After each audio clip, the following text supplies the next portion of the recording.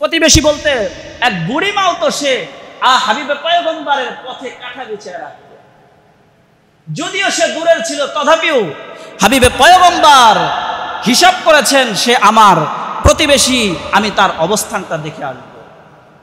হাবিবে পয়গম্বর দেখেছেন প্রতিদিনের ন্যায় কাঁটা বিছানো ব্যক্তি, মাকে তো আজকে দেখতেছি না। হাবিবে পয়গম্বর খুঁজতে খুঁজতে ওই বুড়িমার ঘর পর্যন্ত পৌঁছে গেলেন। বুড়িমার ঘরে যা দেখে বুড়িমা অনেক অসুস্থ। হাবিবে পয়গম্বর তার রহমতি হাত দিয়ে বুড়িমার শরীরটাকে পানি দিয়ে গামছা ভিজায় সুন্দর করে মুছে দিচ্ছে। বুড়িমার কিছুক্ষণ পরে চৈতন্য ফিরে আসলেন।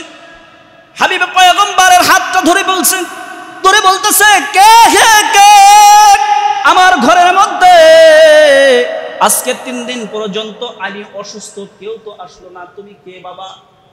হাবিবে পয়গম্বর বলতেছেন, যার প্রত্যেক দিনে রাস্তার মধ্যে কাটা বিছিয়ে রাখতেন মা, আমি ওই হলো মুহাম্মদুর রাসূলুল্লাহ। সুবহানাল্লাহ।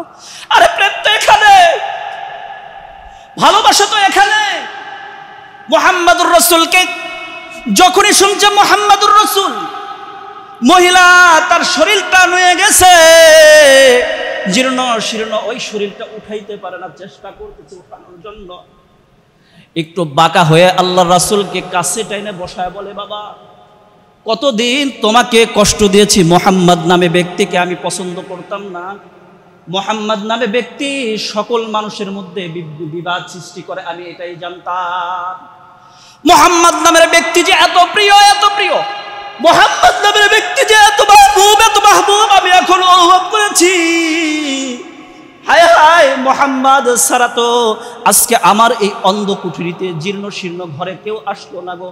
মুহাম্মদ তুমি এত ভালো, এত প্রেমাসময়, এত দয়ালু, আমি আগে কখনো আমি অনুভব করি নাই। আমরা তো সমাজতান্ত্রিক ভাবে আমরা মানুষ যারা আছি এরা কিন্তু একটা সমাজ নিয়েই বসবাস করি, ঠিক কিনা? সমাজবদ্ধ জাতের মধ্যে সবচাইতে প্রথম একটা শব্দ আসে মানুষ, এরা সমাজবদ্ধ। মানব জাতি যদি সমাজবদ্ধই না থাকতে পারে তাহলে এই পৃথিবীতে এরা থাকতে পারত না।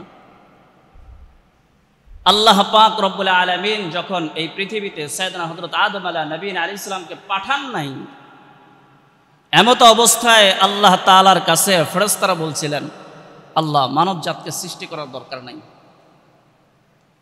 মানব জাতকে সৃষ্টি করার দরকার নাই। কেন? এরা দুনিয়াতে আসলে মারামারি, কাটাকাটি, রক্তপাত, গোলাগুলি সবই করবে। আল্লাহ তাআলা জিজ্ঞাসা করলেন, আচ্ছা তুমি জানো কি বলবে? ফেরেশতারা বললেন, আল্লাহ পূর্বে মানব জাতি আপনি চিন্তা করতেছেন, এর আগে আপনি পৃথিবীতে জিন জাতিকে সৃষ্টি করেছিলেন, এরা লং জিন্দেগি আপনার ইবাদতে মশগুল ছিল। একসময় এসে এরা তাদের ইবাদতগুলোকে ভেঙে টুকরো টুকরো করে দিয়েছে। এরা আপনার একাত্মবাদী আর ইবাদত করতে চায় না। এরপরে এদের মধ্যে মারামারি, কাটাকাটি, রক্তপাত শুরু হলো। আল্লাহ তাআলা বলেন, ক্বালু, আল্লাহ তাআলা নিজেই বলতেছেন, ইন্নী আ'লামু মা লা তা'লামুন। তুমি তো বলছো ঠিক আছে মারামারি করবে, কাটাকাটি করবে, এটা আমি জানি। তো আল্লাহ তাআলা বলেন, ইন্নী আ'লামু মা লা তা'লামুন, আমি যা জানি তোমরা এটা জানো। আল্লাহ পাক রব্বুল আলামিন জিজ্ঞাসা করলেন, কেন তোমরা এই মারামারি, কাটাকাটি, রক্তপাতের জন্য ভয় পাচ্ছ? ইন্নী আ'লামু মা লা তা'লামুন, আমি যা জানি তোমরা তা জানো না। তার মানে হলো এই মারামারি, কাটাকাটি, রক্তপাতের মধ্যে এমন কিছু ব্যক্তি, এমন কিছু বান্দা উঠতে হবে যারা একনিষ্ঠ আমি আল্লাহর ইবাদত বন্দেগী করতে থাকে। সুবহান। আমাদের হাল এখন কিন্তু ওই ফেরেশতাদের কথার সাথে অনেকটাই মিলে গেছে। মানব জাতি মারামারি কাটাকাটি রক্তপাত ঠিকই করতেছে, একজন আরেকজনের জায়গা দখল করা, একজন আরেকজনের শক্তিকে প্রয়োগ কইরা আরেকজনকে ঘায়েল করা, এগুলো হচ্ছে। এই কারণেই আমাদেরকে সমাজবদ্ধ একটা ব্যাপার, আমরা সমাজবদ্ধভাবে জীবনযাপন করতেছি, এই সমাজবদ্ধটা যেন এমন হয় যে আমার সমাজের মধ্যে মারামারি কাটাকাটি না হয়।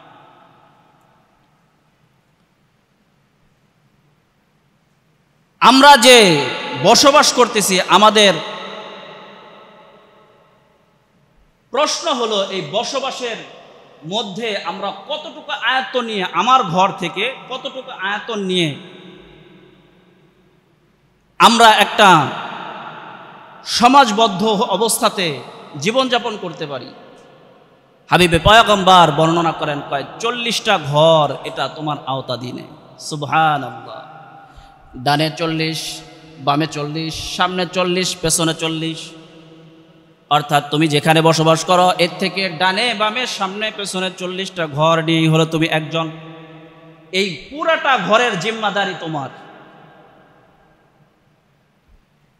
এর মধ্যে তুমি একটু ভালো খাচ্ছ, আরেকজন খাইতে পারতেছে না, তুমি তাকে তার ঘরের খোঁজ নেওয়াটাও তোমার জন্য এটা জরুরি।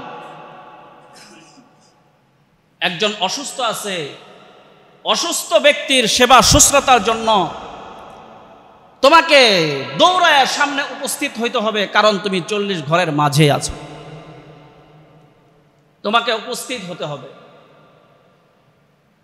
এই কারণেই আমাদের জিন্দেগি যেন কল্যাণময় হয়, অন্তত আমাদের ঘরের থেকে 40 ঘর পর্যন্ত এরা খায়া আছে না না খেয়ে আছে, ঘুমাইছে নাকি জাগ্রত অবস্থায় আছে, এরা ভালো আছে নাকি মন্দ আছে, এরা কোনো বিপদে আছে নাকি ভালো স্বাভাবিকভাবে আছে, এই সমস্ত জিনিস দেখার জিম্মাদারি আমার।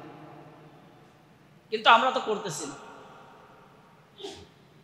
আমরা তো এই কাজটা করতেছি না। আল্লাহ পাক রব্বুল আলামিন আমাদের এই জিম্মা দিয়েছেন, কেন সমাজবদ্ধতা এটা মানব জাতের বিশাল এক কল্যাণময় দিক, যেটা আমি করব তো আমি কামিয়াব, যে করব না তো আমি কামিয়াব হব না। আমি অসুস্থ হয়ে যাব, আমি যদি আমার প্রতিবেশীর সাথে সম্পর্ক ভালো না থাকে, হক আমি না বুঝি, তাহলে প্রতিবেশীর সাথে আমার সম্পর্ক ভালো থাকবে না, সে ওই বিপদের সময় আমার কাছে আসবে না, ঠিক কিনা? প্রতিবেশীর হকের মধ্যে 27টা হক রয়ে গেছে। কয়টা? 27টা। অত আলোচনা করা আমার সম্ভব নয়। 27টা হকের মধ্যে কিঞ্চিত কিছু আলোচনা আমি সামনে নিয়ে আসতে চাই। 1 নম্বর, প্রতিবেশী যখন আপনার পাশে আছে, সে অসুস্থ কিনা তাকে দেখার জিম্মাদারি এটা আপনার, এটা হলো 1 নম্বর হক। সুবহানাল্লাহ বলেন না? আপনার প্রতিবেশী অসুস্থ, আপনাকে দেখতে হবে, অবশ্যই দৌড়ায় আপনাকে আগেই যাইতে হবে। ভাই আপনি অসুস্থ, আপনার কাছে আমার আসা আগেই জরুরি ছিল, এই কারণে আপনার কাছে আমি উপস্থিত হয়েছি, এটা প্রতিবেশীর হক। আত্মীয় স্বজন আছে, মনে করেন এখানে বাড়ি, আত্মীয় স্বজন দূর দূরান্তে, প্রতিবেশী আমার সে আপনজন নয় বটে, কিন্তু প্রতিবেশী। অসুস্থ এমনভাবে হয়ে গেছেন যে হঠাৎ করে আপনাকে হসপিটালে নিতে হয়, আপনার দূরের আত্মীয় স্বজন আসার আগেই দৌড়ায়া আপনার প্রতিবেশী উপস্থিত হয়, ঠিক কিনা? এই কারণেই অন্তত 40টা ঘর আপনার আয়তনে প্রতিবেশীর হক এটা আপনার আদায় করতে হবে। প্রতিবেশীর সাথে বিশেষ করে এখন লাগে আইল ঠেলানি, গ্রামের ভাষা, এটা জবর ব্যাপক হয়ে গেছে, এই কাজটা হয়ে যায়। আল্লাহর হাবিব সাল্লাল্লাহু আলাইহি ওয়াসাল্লাম প্রতিবেশীর হকের জন্য এখানে 3 বার শর্ত দিলেন, 3 বার কসম খেলেন, ওয়াল্লাহি ওয়াল্লাহি ওয়াল্লাহি, আমি আল্লাহ তাআলার কসম খেয়ে বলছি, আমি আল্লাহর কসম খেয়ে বলছি, আমি আল্লাহর কসম খেয়ে বলছি, যে প্রতিবেশীর হক আদায় করবে না সে জান্নাতে যাইবে না। যে প্রতিবেশীর হক আদায় করতে পারলো না তাকে আল্লাহ তাআলা জাহান্নামের ইন্ধন বানায়া দিবে। নামাজ অক্ত বা অক্ত সময় মতো আসে, রোজা মাসের 11টা মাস অতিবাহিত হওয়ার পরে রোজা রমজান মাস আগমন করে, আপনার জাকাত আদায় করার প্রয়োজন 1টা বছর অতিবাহিত হওয়ার পরে মালের হক জাকাতের মাসালা যতটুকু আছে ওই পর্যন্ত আসলে আপনার মালের জাকাত চলে আসে। আপনি হজ্জে বাইতুল্লাহ হজ করতে যাবেন, ওই হজ্জে বাইতুল্লাহ উপস্থিত হওয়ার জন্য নির্দিষ্ট একটা তারিখে আপনাকে সেখানে উপস্থিত হতে হয়। এটা সময়ের প্রেক্ষাতে, কিন্তু প্রতিবেশীর হক মুহূর্তের মধ্যে। একটু লক্ষ্য করতেছেন, প্রতিবেশীর একটা কন্যা আছে বিবাহের জন্য, মানুষ আসছে কন্যাকে দেখার জন্য, প্রতিবেশী আপনাকে বলতেও পারে নাই, এমন অবস্থায় আপনার জন্য হক আপনি উপস্থিত হয়ে আগেই উপস্থিত হবেন, হয়ে বলবেন ভাই আমার জন্য কর্তব্য ছিল আপনার মেয়েটা দেখতে আসছে, এদেরকে আমি সুন্দরভাবে মেহমানদারি করাবো, কিন্তু আমি পারি নাই, আমি আপনার কাছে উপস্থিত হলাম, ভাই বলেন আপনার কি কি প্রয়োজন, সব প্রয়োজন আমি নিজে ইচ্ছায় পূরণ করে দিতে চাই। এটা প্রতিবেশীর হক। আর এখনকার সিস্টেম হয়েছে বিবাহ করতে আসছেন তো একটু মেয়েটাকে দেখে নিন, একটু দিয়ে দিল, এই একটু সালাদ দিয়ে দিছে, বিবাহ করতে আসছেন তো একটু দেখে নিন, তার মানে একটু দেখে নিন মানে প্রশ্নবিদ্ধ এখন সম্ভবত হয়তো বা মেয়ের কোনো সমস্যা অথবা ফ্যামিলির কোনো সমস্যা, এই কারণেই এই ব্যক্তিরা এখন সামনের দিকে অগ্রসর হতে চায় না। এ চিন্তা করতেছে হায় হায় হয়তো বা কি হতে পারে, এই কথাটুকুর জন্য ভালো একটা সম্বন্ধ আস্তে করে পিছিয়ে চলে যায়। এটা প্রতিবেশীর হককে নষ্ট করা। রাসূল পাক বলেন এই ব্যক্তিও জাহান্নামী হবে। নাউজুবিল্লাহ বলেন না। প্রতিবেশীর হকের মধ্যে আরো অনেক আলোচনা।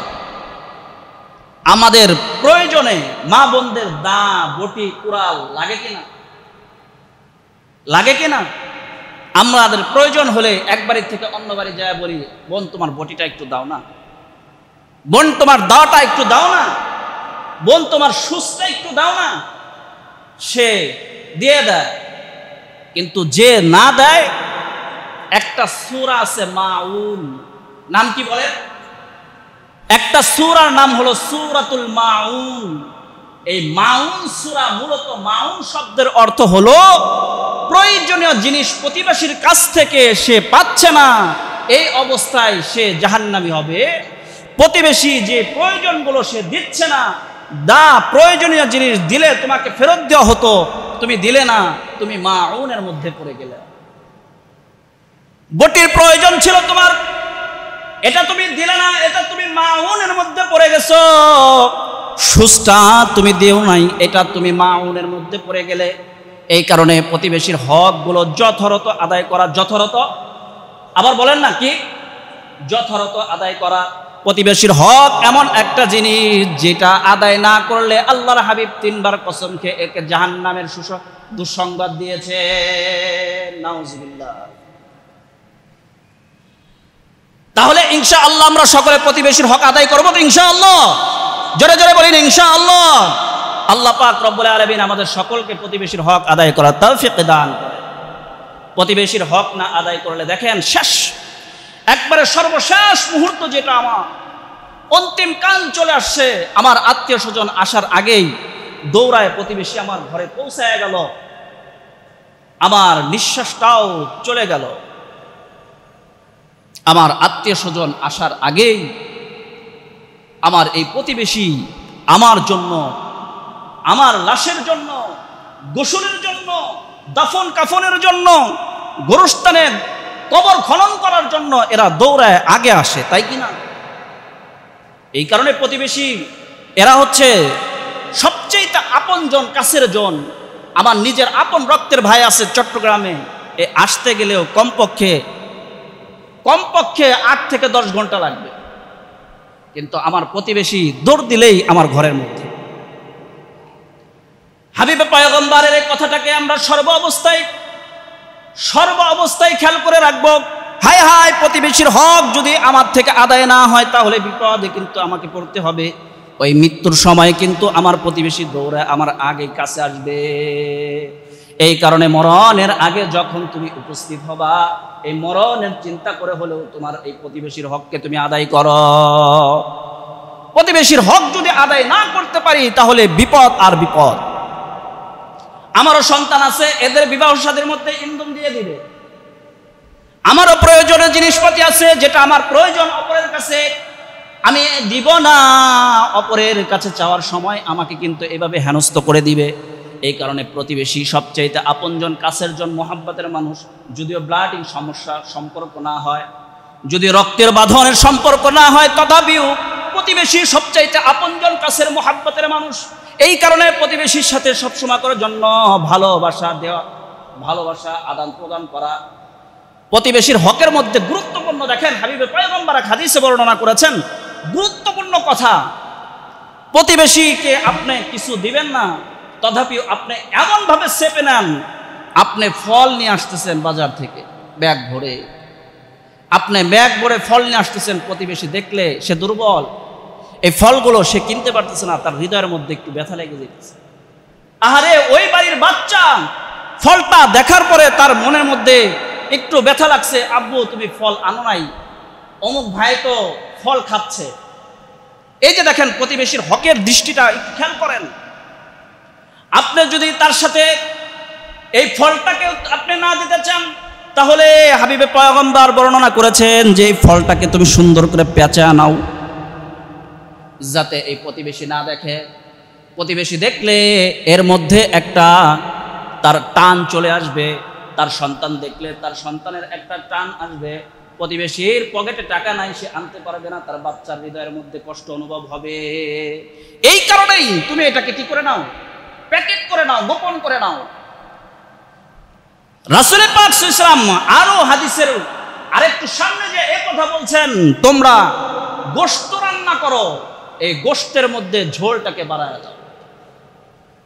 সুবহানাল্লাহ বলেন না, ঝোলটাকে বাড়ায় দাও। কারণ তুমি গোশত আনছো অল্প, যেন তোমার প্রতিবেশী গোশত না দিতে পারলেও অন্তত ঝোলের সুরবাটা তার ঘরে পৌঁছায় যায়। তুমি দিলেই তো, তুমি আশা করো না নেওয়ার, তুমি দিলেই তো তার মন চাবে তার সাথে বন্ধুত্ব, ভালোবাসা, প্রেম ও বন্ধন আবদ্ধ হতে।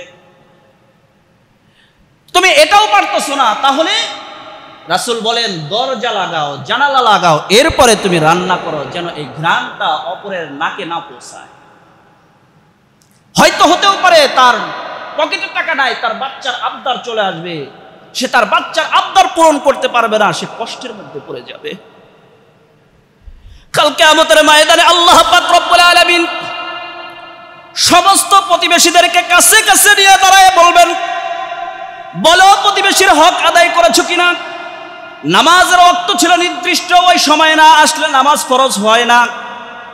রমজানুল মুবারক না আসলে রমজানুল মুবারকের হক, রমজানুল মুবারকের রোজা ফরজ হয় না। রমজানুল মুবারক যাওয়ার পর হজ্জে মাবরুর আদায় করবে, নির্দিষ্ট সময় না আসা পর্যন্ত ওটাও হক ফরজ হয় না। কিন্তু তোমার প্রতিবেশী যারা আছে সর্ব অবস্থায় তাদের ভালো এবং ভালোর সাথে মহব্বতের সাথে জীবনযাপন করা, এটা তোমার হাবিবের সবচাইতে উত্তম একটা আদর্শ। সুবহানাল্লাহ, এটাকে করো নাই কেন?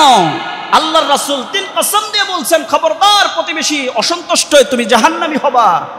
এই ভয়টা তোমার হৃদয়ে ছিল না, কিন্তু আমরা লাগাতার এই কাজটা করেই বটে, আমরা লাগাতার এই কাজটা করেই বটে। হাসরের ময়দানে কিভাবে শাফাতে নবী, কুবরা আজমে নবী তার সামনে উপস্থিত হব। হাবিবে পয়গম্বর এই চেহারার সামনে আমার এই গান্ধাবী চেহারা কেমনে উপস্থিত করব? কারণ প্রতিবেশীর সাথে আমার সম্পর্ক ভালো নাই, প্রতিবেশীর সাথে সম্পর্ক আমার ভালো না থাকার কারণে আল্লাহ পাক রব্বুল আলামিনের হাবিব ধমক দিয়ে বলছেন, এ জাহান্নামী। আল্লাহ তাআলা হাসরের ময়দানে ফয়সালাও করে দিবেন, এ জাহান্নামী। মৃত্যুর সময় লাশ যখন কাঁধে তোলা হয়, কি করা হয়? কাঁধে তোলা হয়। আপনজনরা কাঁদতে থাকে, ফেরেশতা তারা মরে মরে দাঁড়ায় দাঁড়ায় সব কথা শুনতে থাকে। ওই লাশ নেওয়া অবস্থাতে দাফন কাফন শেষ করা আগ মুহূর্ত পর্যন্ত ওই ফেরেশতারা কথা শুনতে থাকে। মোরের ফেরেশতারা দাঁড়ায় দাঁড়ায় শুনে যে এই মানুষেরা, প্রতিবেশীরা এর সম্পর্কে কি আলোচনা করে। আলহামদুলিল্লাহ, যারা প্রতিবেশীর সাথে সম্পর্ক ভালো রাখে, প্রতিটা মানুষ তার জন্য বিয়োগ ব্যথায় চোখের পানি ছেড়ে দেয়। প্রত্যেকটা মানুষের চোখে পানি, হ্যাঁ হ্যাঁ আমার ভাই চলে গেল, এত আদরের মোহাব্বতের ভাই বিদায় নিয়ে চলে গেছে,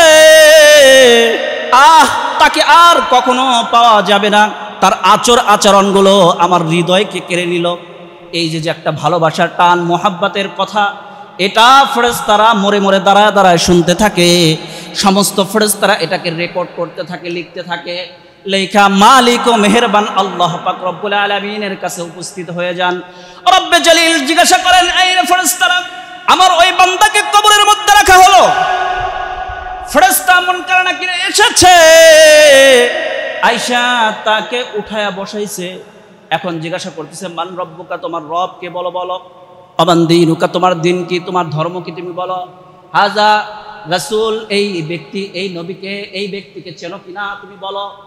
যদি সে ভালো হয়, ভালো আচরণের ব্যক্তি হয়, আল্লাহওয়ালা হয়, প্রতিবেশীর সাথে সৎ আচরণ করতে থাকে, আল্লাহ পাক রব্বুল আলামিন ওই কবরের মধ্যে তার জবানের মধ্যে সহজ করে দিয়ে বলবে, আমার রব হলেন একমাত্র আল্লাহ। সুবহান। আবার দিন হলো মিল্লাতে ইব্রাহিম আলাইহিস সালাতু ওয়াস সালামের দিন। মুহাম্মাদুর রাসূলুল্লাহ সাল্লাল্লাহু আলাইহি ওয়াসাল্লাম তিনিও বলেছেন, ইন্নী ওয়াজ্জাহতু ওয়াজহিয়া লিল্লাযী ফাতারাস সামাওয়াতি ওয়াল আরদ হানিফাও ওয়া মা আনা মিনাল মুশরিকিন। হযরত ইব্রাহিম আলাইহিস সালাম বাইতুল্লাহর দিকে যখন এই কথা বলেছেন, আল্লাহর হাবিব সাল্লাল্লাহু আলাইহি ওয়াসাল্লামও এই কথাটা বলেছেন। অন্যদিকে আমার চেহারা নয়, ফাতারাস সামাওয়াতি ওয়াল আরদ, আসমান আর জমিনের মালিকের দিকে আমার চেহারা। আমার উম্মতরাও আজকে আমার এই দিনের মধ্যে আসছে, তো এরা কামিয়াব, এরা জান্নাতি হয়ে গেল। সুবহানাল্লাহ। আল্লাহ পাক রব্বুল আলামিনের ফেরেশতা জিজ্ঞাসা করবে, তোমার হাবিব আছেন, হাযা বুইসতু রাসূল, রাসূলকে চেনো, এই ব্যক্তিকে চেনো। সমস্ত ব্যক্তির সামনে এই কথাটা উপস্থিত হবে। যারা ভালো, যাদের সম্পর্ক ভালো রব্বে কারীমের সাথে, তার হাবিবের সাথে, তার প্রতিবেশীর সাথে, আল্লাহ পাক রব্বুল আলামিন তার জবানের মধ্যে সুন্দর করে এটা উচ্চারণ করায় দিবেন, ইনি হলেন আমার নবী মুহাম্মাদুর রাসূলুল্লাহ সাল্লাল্লাহু আলাইহি ওয়াসাল্লাম। আল্লাহ পাক রব্বুল আলামিন এই যে একটা নিয়ামত দান করলেন, অন্তত প্রতিবেশীর হক যে আদায় করবে, হক যে আদায় করবে, রাসূল পাকের 3 ধমক যে তুমি জাহান্নামী হয়ে যাবা, এর থেকে সে মুক্ত হয়ে গেল। আল্লাহ পাক রব্বুল আলামিন হাশরের ময়দানে 3 প্রশ্নের উত্তর কবরের মধ্য থেকে পাওয়ার সাথে সাথে আল্লাহ পাক রব্বুল আলামিন অপেক্ষা করবেন, লিখিত মোড়ে মোড়ে ওই ফেরেশতাদের আরজি কি আসে। আল্লাহকে জানেন না কি আরজি আসে? আল্লাহ তাআলা সবই দেখেন, সবই বোঝেন। আল্লাহ তাআলা আলিমুল গায়ব, অদৃশ্যের সমস্ত বিষয় ওনার এলেমে। রব্বে কারীম তথাপিও ওই ফেরেশতাদের জন্য অপেক্ষিত। ফেরেশতারা মোড়ে মোড়ে থেকে এবার রব্বে জলিমের দিকে উপস্থিত হয়ে গেল। আল্লাহ পাক রব্বুল আলামিনের কাছে উপস্থিত হলে আল্লাহ পাক রব্বুল আলামিন বলেন, বলো বলো ওই ব্যক্তির সম্পর্কে প্রতিবেশীদের আলোচনাটা কি শুনেছ, কি রেকর্ড করে নিয়ে এসেছ। এখন ফেরেশতারা বলতে থাকে, আল্লাহ, এই ব্যক্তি এমন ভালো যে তার ঘরের একজন, তার পাশের একজন, তার পাশের একজন, সকল মানুষের মধ্যে আকসার মানুষই তাকে ভালোবাসে। ফেরেশতাদেরকে ডেকে ডেকে বলেন, এই শুনে রাখো, যেই ব্যক্তিকে তার প্রতিবেশীরা ভালোবাসে, যেই ব্যক্তি তার সমাজবদ্ধ, তার সমস্ত মানুষরা ভালোবাসে, আর অন্য কিছু লেখার দরকার নাই, বিনা দ্বিধায় ঘোষণা দিয়ে দিলাম, এ ভালো মানুষ, আমিও আল্লাহ একে রাজি আর খুশি হয়ে গেলাম, তোমরাও খুশি হয়ে যাও। আল্লাহ পাক রব্বুল আলামিন তখন এই রূহটাকে পেঁচায়া ফেরেশতারা আল্লাহ তাআলার আরশ আজিমের নিচে আল্লাহ পাক রব্বুল আলামিন সিজ্জিন আর ইল্লিন দুইটা জিনিস আল্লাহ পাক রব্বুল আলামিন জান্নাতের ভিতরে এই সবুজ ফরশের মধ্যে বিছা এই রূহটাকে নিয়ে সেখানে পৌঁছায় দেন। সুবহান। প্রতিবেশীর হক যখন আমি আদায় করব সকলে আমার বন্ধু হয়ে যাবে। ওই যে ঘটনা শোনেন নাই, প্রতিবেশী বলতে এক বুড়িমাও তো সে হাবিবে পয়গম্বরের পথে কাঁটা বিছিয়ে রাখত। যদিও সে দূরের ছিল তথাপিও হাবিবে পয়গম্বর হিসাব করেছেন সে আমার প্রতিবেশী, আমি তার অবস্থানটা দেখে আসব। হাবিবে পয়গম্বর দেখেছেন প্রতিদিনের ন্যায় কাঁটা বিছানো ব্যক্তি, মাকে তো আজকে দেখতেছি না।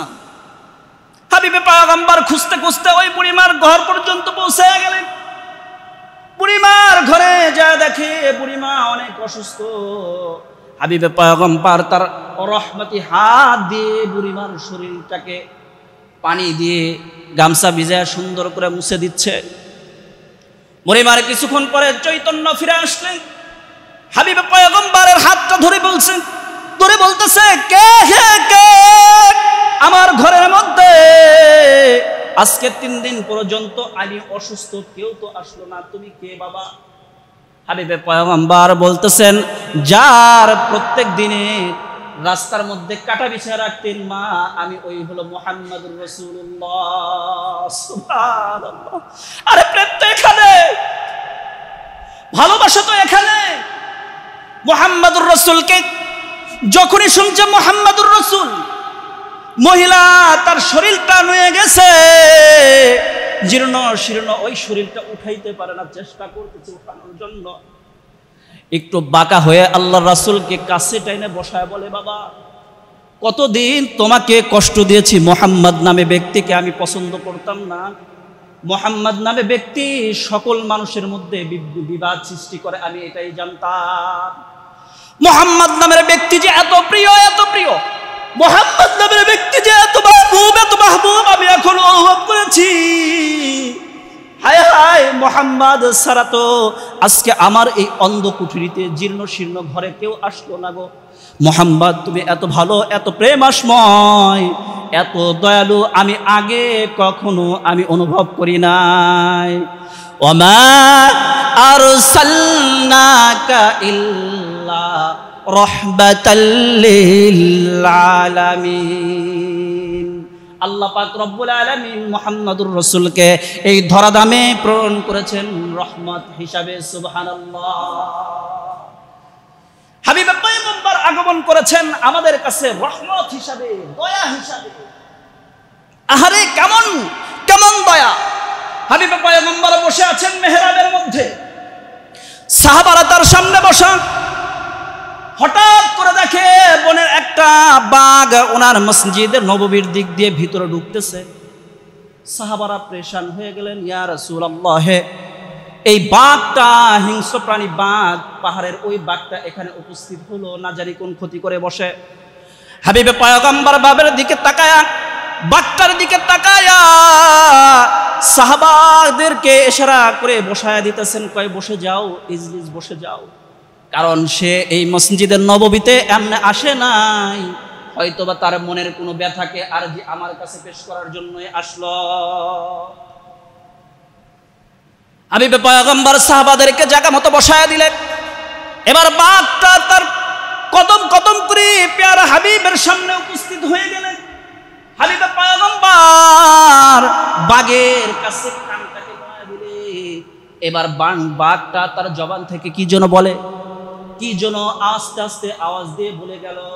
হাবিবে পয়গম্বর এই বাঘটার আওয়াজ শুনে তার পিঠের উপরে রহমতের হাতটা বসায় দিলেন। সুবহানাল্লাহ। রহমতের হাত বুলায় দিয়ে বলতেছেন, ঠিক আছে তুমি যাও।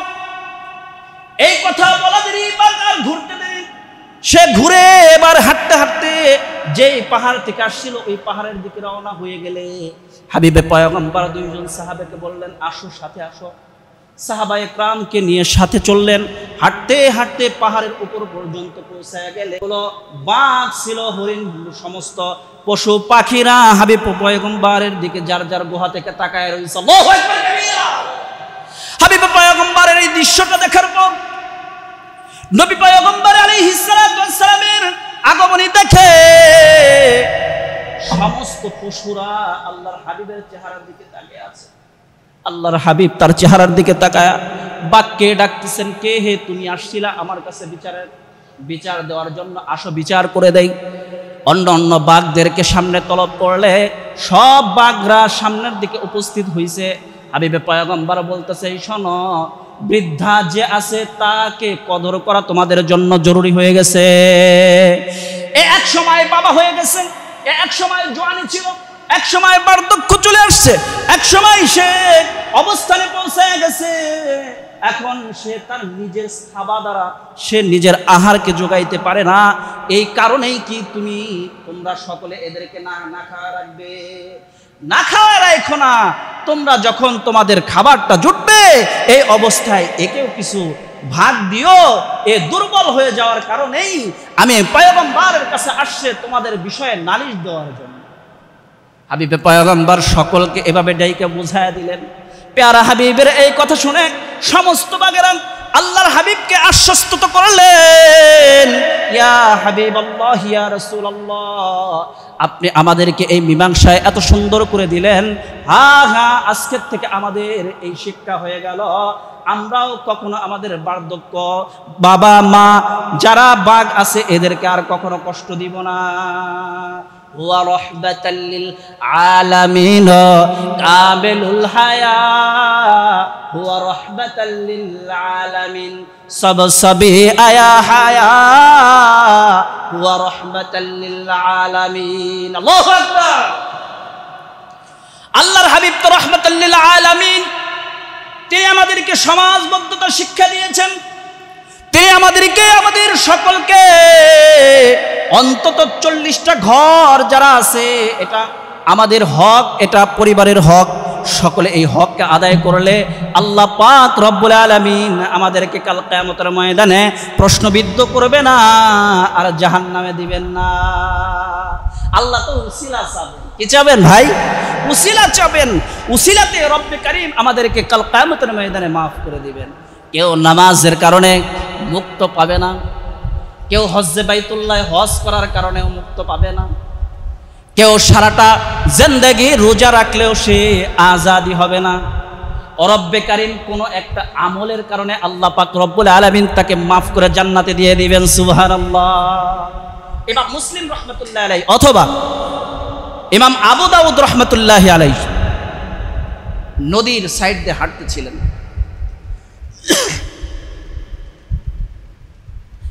ইমাম মুসলিম রাহমাতুল্লাহি আলাইহি অথবা আবু দাউদ রাহমাতুল্লাহি আলাইহি নদীর পাশ দিয়ে হাঁটতেছিলেন। হাঁটতেছেন এমত অবস্থায় নদীর পাড়ে একটা নৌকায় যাত্রীরা উঠছে।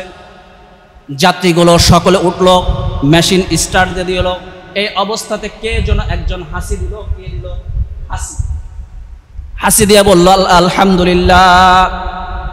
এই হাসির উত্তরটা ইমাম মুসলিম রাহমাতুল্লাহি আলাইহি অথবা আবু দাউদ রাহমাতুল্লাহি আলাইহি উনি এটাকে শোনাইতে পারার চেষ্টা করছেন, কিন্তু ওনার অনুভব হলো সে শুনে নাই। ইমাম আবু দাউদ রাহমাতুল্লাহি আলাইহি তাড়াতাড়ি একটা নৌকা বললেন, দ্রুতগামী ওই নৌকাটাকে পৌঁছায় দিবা। কে আসো? এমন একজন নৌকা চালক, মাঝি, কে আসো? ওই নৌকা পর্যন্ত আমাকে পৌঁছবা। একজন ব্যক্তি বলল, হুজুর আমি পৌঁছায়া দিব। জিজ্ঞাসা করলো কত দিতে হবে? বললেন 1 আনা। কয় আনা? 1 আনা পৌঁছায়া দিতে হবে। ওই পর্যন্ত ওখান থেকে ব্যাক করে নিয়ে আসবো, 1 আনা দিবেন। হুজুর বললেন তাড়াতাড়ি আমাকে সেই নৌকা পর্যন্ত পৌঁছায়া দাও। নৌকা পর্যন্ত পৌঁছাইলেন।